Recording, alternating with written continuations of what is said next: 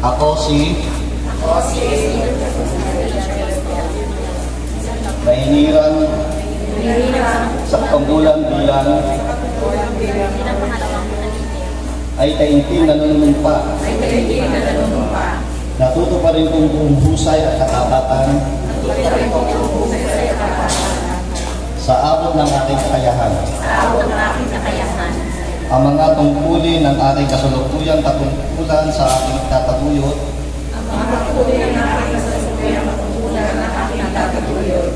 at ipagtatanggol ang saligang batas ng samahan ng tunay na mananalig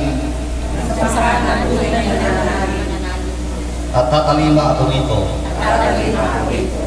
Nasusundin ko ang mga batas, mga kautusan legal na pinaiira ng mga sadyang itinakda,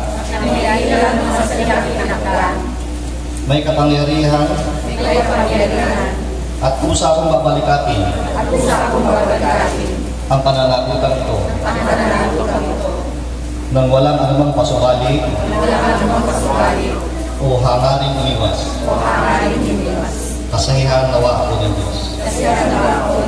Congratulations po sa inyo lahat.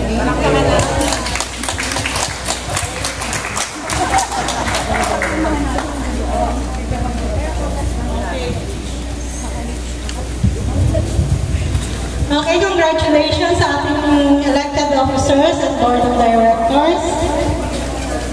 Okay, this time, pakinggan naman po natin ang message na manggagaling kay